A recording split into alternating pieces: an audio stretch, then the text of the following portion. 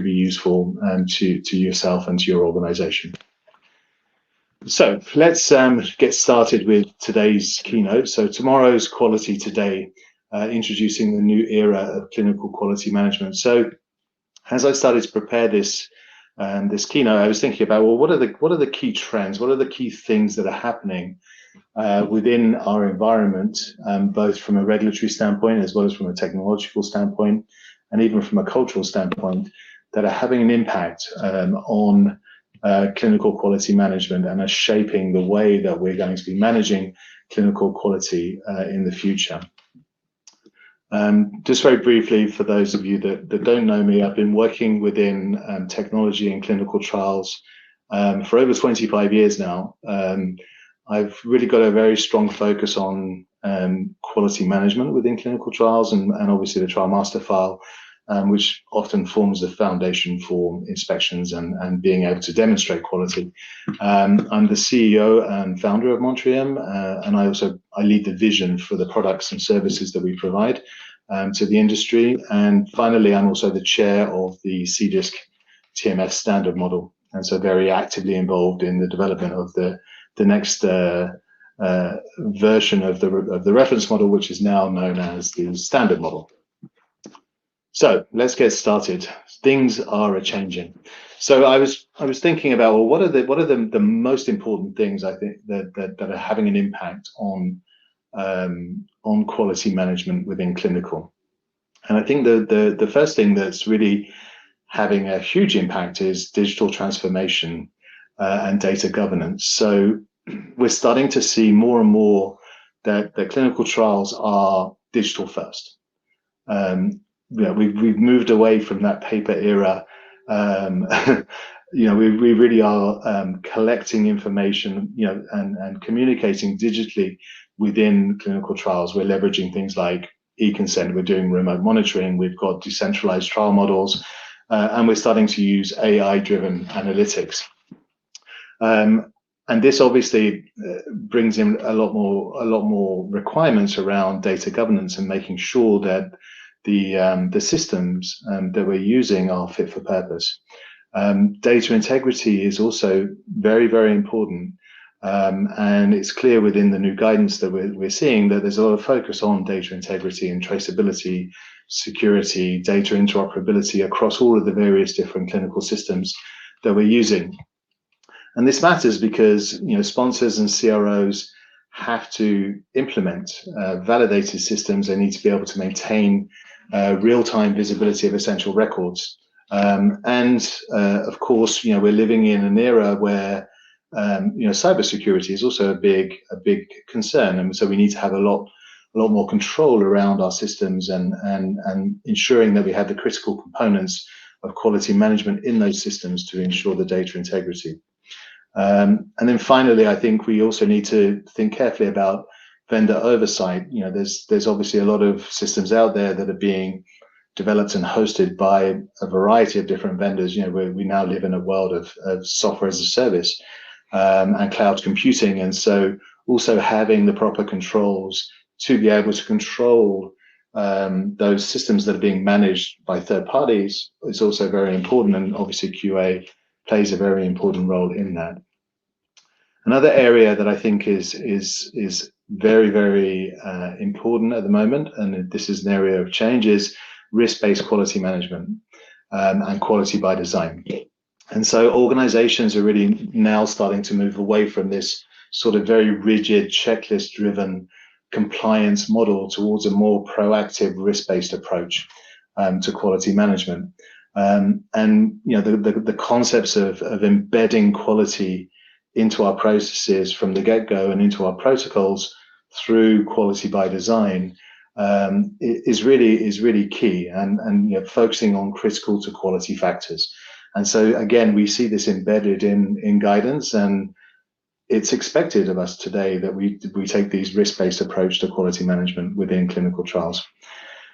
And then finally, we're seeing that things are becoming much more patient-centric, and we're seeing these decentralized trial models. And so quality management is really having to adapt to these hybrid and decentralized trials. Obviously these trials emphasize, patient convenience, diversity, engagement. It makes it easier for patients to actually participate in these trials. But it also changes the way that we have to manage those trials. We're doing a lot more, remote data collection through wearables, and telemedicine, where the patients are no longer having to visit the clinical sites to be consulted. We can do it through telemedicine. I mean, this is becoming very standard, and of course, these models reduce patient burden. They improve recruitment and patient retention. But they do require, of course, flexible SOPs, and we need to think about oversight frameworks which will allow us to maintain compliance and data integrity across all of the various different platforms that we're using to manage these patient-centric and decentralized clinical trials, whilst also, of course, meeting GCP requirements and the regulatory requirements. So not an easy challenge to take up, but it's something that is becoming more and more common. And so we have to have these frameworks in place to be able to manage those things. And there are, of course, many other changes as well, but I thought these were the most striking changes that we're seeing today. So from reactive to proactive, I think this is really key. And I've been thinking about proactive quality management for a very long time. It's obviously a much better approach. Not always that simple, though. So if we think about what the difference is between reactive and proactive, so reactive quality management is a compliance-driven approach that addresses problems only after they occur, relying on corrective actions and audits rather than preventing risks up front. So that's what we've been doing for a very long time.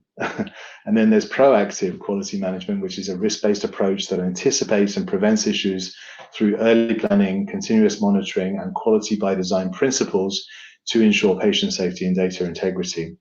And this is what we're doing more and more. And I think that there are various things that are enabling us to do this, notably digitization and technology, but also we're being pushed to do it because obviously the regulations are requiring us to take a more proactive approach now to quality management. And the primary regulation or guidance that we're talking about that obviously is being integrated into each country or region's legislation is ICH E6R3. And obviously ICH E6R3 has been a long time coming, but it's here. And I think it's a good thing. I've read it a number of times, and every time I read it, it really gets me thinking. There's a lot of different things in there that we're addressing. We see obviously the existing principles that we've always been talking about. Things like how we're managing our ethics committees and informed consent and all of that kind of stuff. But there's also a lot of focus on quality, a lot of focus on data, a lot of focus on risk-based approach and risk proportionality.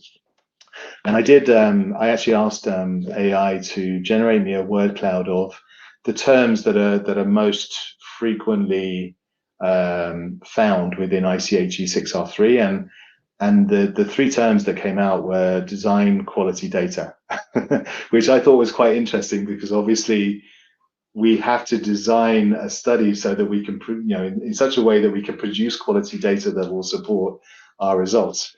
And the fact that it came out that way, I thought was quite amusing, but it says it all really, right? It's all about quality by design, implementing quality so that we can ensure that we generate data that's of sufficient quality to support our products that we're trying to market, and that we're taking a risk proportional approach to the way that we conduct the trial. So I think this is really a good thing. It gives us very clear direction in terms of how we should be implementing quality by design and risk-based quality management, how we should be identifying critical quality factors, reinforcing the fact that we need to have proportionality, and it's okay to be proportional, and that we really should be focusing on the higher risk areas and making sure that those areas are being well managed and the data that's being produced is solid. It also is looking at things like decentralized trials and real world data. There's a separate annex on that as well. And so it's really going beyond what ICH E6R2 gave us as well. And so I think it's a really good update. And I'm sure that a lot of you probably agree as you're starting to implement it now. So it's all about proportionality. So applying risk proportionality to our clinical trials. And I think that there's a process that we have to go through when we're looking to take a proportional approach to risk and to quality management. And the first thing that we really need to do is we need to identify critical risks early. So really performing risk assessments during the protocol design so that we can pinpoint the areas that can significantly impact patient safety or data reliability or data integrity.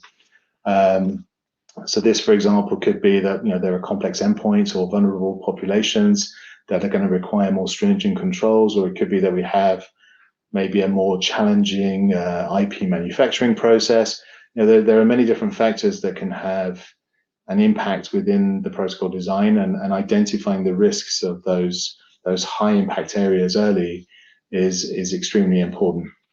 We then need to tailor our oversight and monitoring based on that initial risk assessment. So typically when we're doing a risk assessment, we'll be identifying sort of high level, medium level, low level risks. There could be other criteria that you use to classify your risk, but typically what I've seen is critical, high, medium, low, or high, medium, low.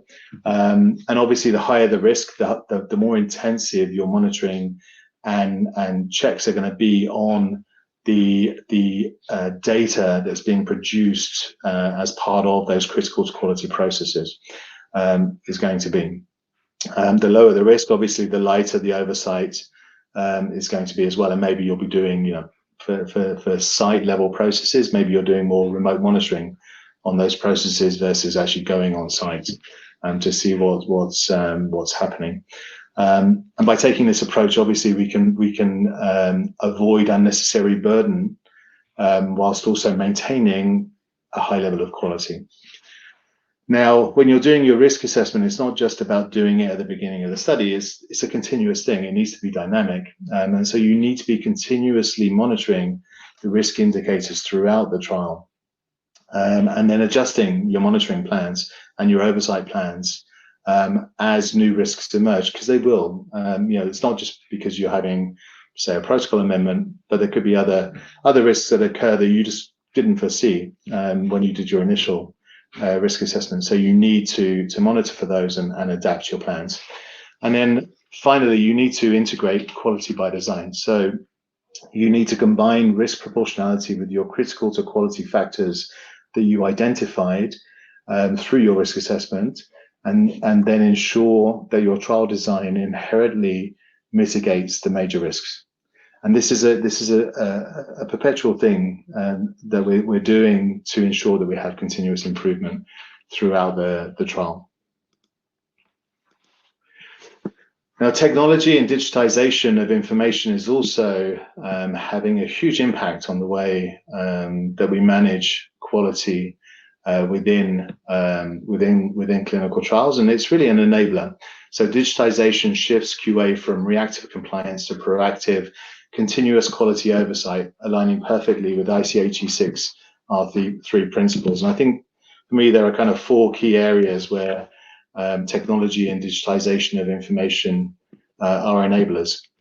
So the first is really the real-time access to data and the subsequent monitoring. So we spoke earlier around the fact that we have to continuously monitor our trials to be able to evaluate whether we're properly managing our risks for our critical quality processes.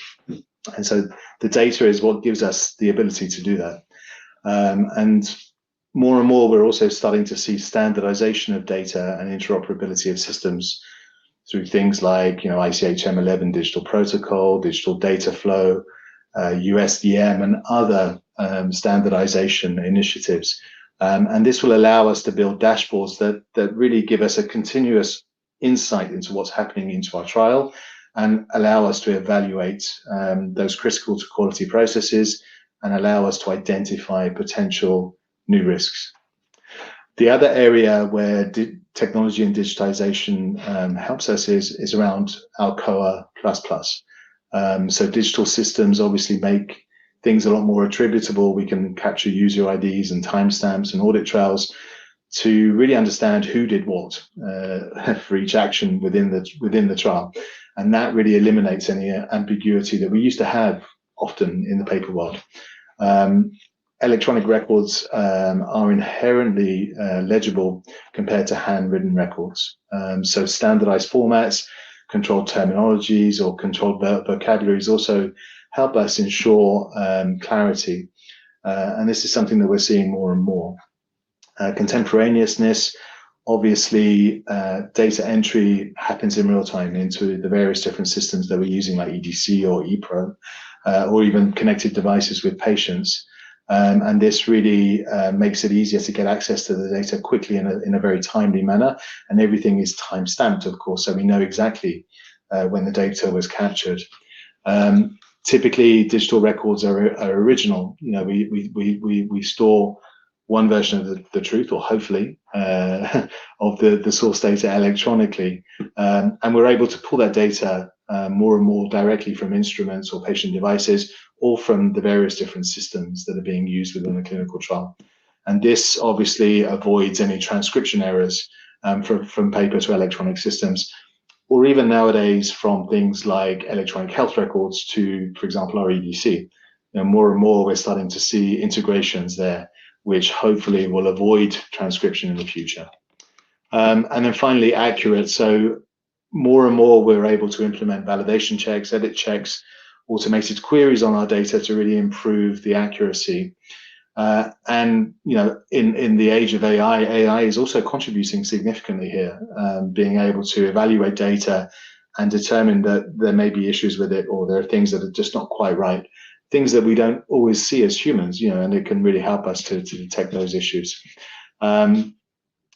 In terms of risk-based quality management enablement, technology and digitization is really key, because it allows us to get centralized data access, and it allows us to consolidate trial data from multiple different sources, so clinical sites, labs, devices, into centralized systems like EDC or CTMS.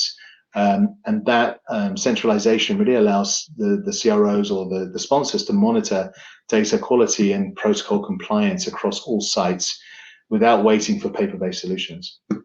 And then real-time risk detection within RBQM. Obviously, we're trying to evaluate whether there are new risks that are being identified, and so this real-time data flow really allows us to identify anomalies, outliers, or missing data, or potential protocol deviations. And I think, again, AI is something that's really helping us there too.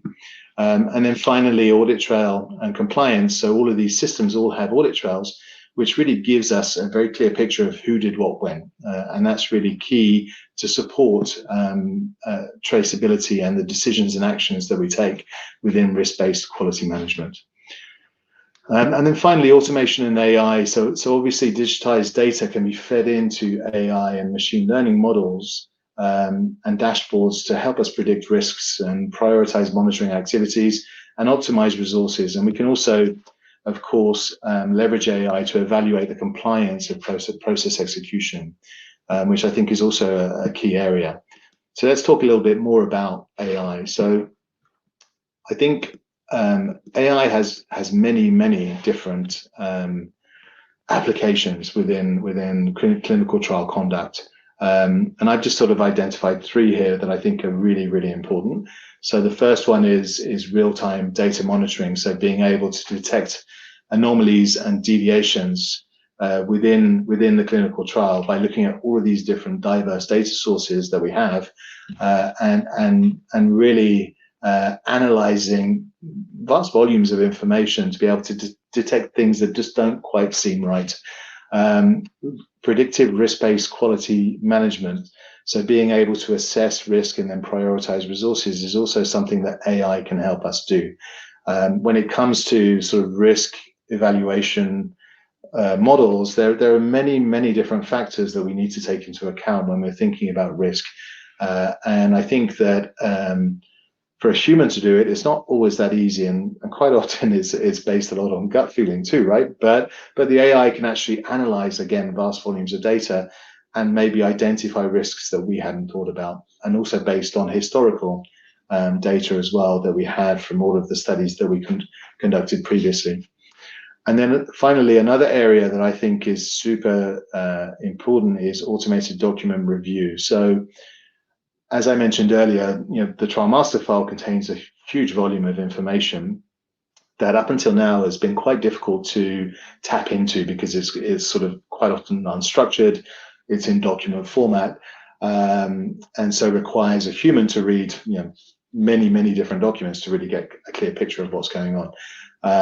With AI, we can actually read things like the protocol or the study plans or the CSR or even the SOPs that are supporting the trial, and we can evaluate, well, what are the records that we should be producing, and have we produced those records, and do those records contain the relevant information that we should have based on the requirements of the process. And then we can start to also do things like cross-checks using AI as well.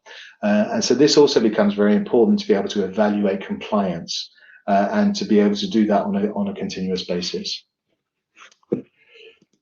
Finally, I think there's a culture and mindset shift that is required for us to move into this new era of quality management. And so I think first and foremost, it's really important that we have leadership commitment, that leadership sees quality as a strategic priority rather than just a compliance checkbox, and really understands that by adopting a proactive quality approach, we can create value and we can avoid issues down the line which are going to slow us down or cost a lot of money to fix. And so it really starts at the top. We need to have that culture of continuous improvement and encouraging our teams to try and detect and prevent issues rather than firefighting them as they occur. We need to develop a culture of reactive or proactive. Sorry, we need to develop a culture of proactive quality management rather than reactive quality management within the organization. So we need to get people to start thinking about risks and proactively evaluating and identifying risks and mitigations within their critical to quality processes. So we need to develop that culture. We need to make sure that we have a culture of collaboration and transparency, where cross-functional teams share information openly. They're collaborating together, and they're also collaborating very closely with QA. QA should be seen as a team player, and a group that is going to empower you to do better, to create better quality data and conduct higher quality clinical trials. And then finally, we need to empower people. We need to make sure that they feel that they can raise concerns. They can highlight potential issues, that they're not going to be blamed for things. There really should be this environment of safety that they can share information. So buckle up and hang on tight. There's obviously a lot of things happening, a lot of new opportunities out there with the changes that we're seeing within the industry, and also with the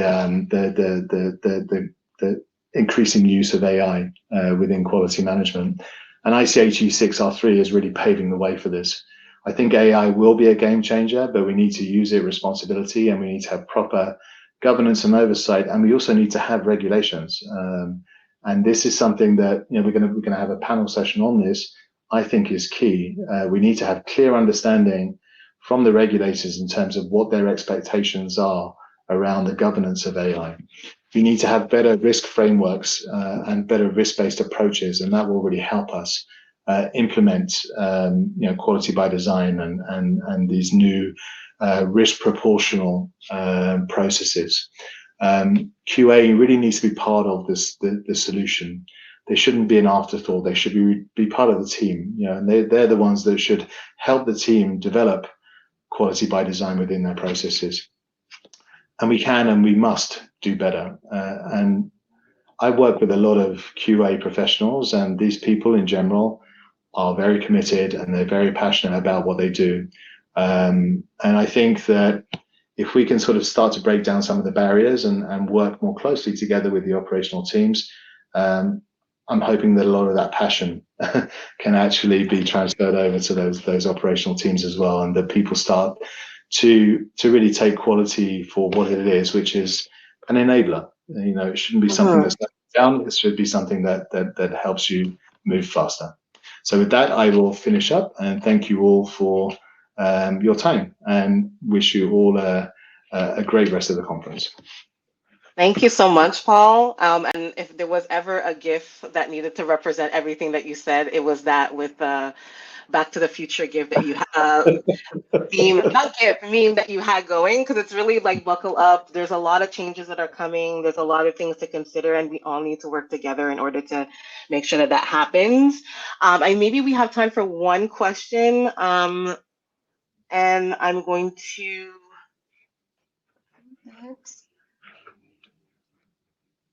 Okay, and share that. So Ronla Prince wrote, writing a more quality by the design protocol seems to be the starting to adopting updated regulations. How do you suggest the change management around this to be rolled out and governed? Yeah, so an excellent question, and I'm glad that that you picked this one, Kim, because I think that QBD is kind of a buzzword, right? It's a bit like AI, right? AI was a buzzword. I think people are really starting to understand it now, but QBD is a bit of a buzzword that we've been talking about for quite a while. And I think that not everybody fully understands what QBD actually is. And I think that there are different ways of implementing a QBD approach. I think the way that you have to manage that within your organization is, first of all, I think you need to clearly define what QBD means for you. And I strongly recommend that you go and look at the ICH guidance Q8, Q9, Q10, and it kind of covers what ICH feels that QBD should be. So that's the first thing. And then I think it's really important. QBD on its own is not sufficient. You also need to be thinking about risk evaluation, risk management. You need to be thinking about how you identify critical to quality processes, and then how you can build in the quality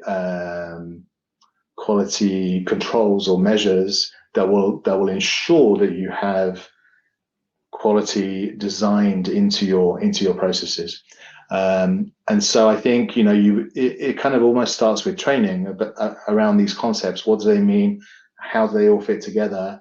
And then you should obviously put this into your SOPs, right? Start to build this into your SOPs so that people, when they're designing their processes and their SOPs, you've already got these principles within the SOPs, and then the SOPs will then dictate how you, for example, develop your protocol and ensure that you have these different components of proportional risk-based approach and QBD in your actual protocol itself.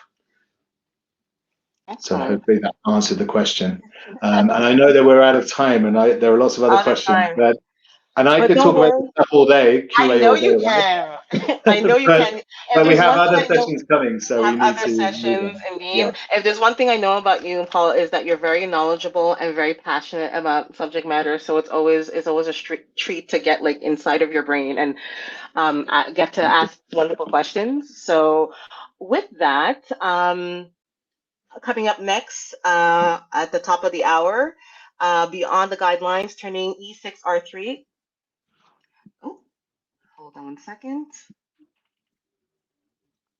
Oh, I think I'm back.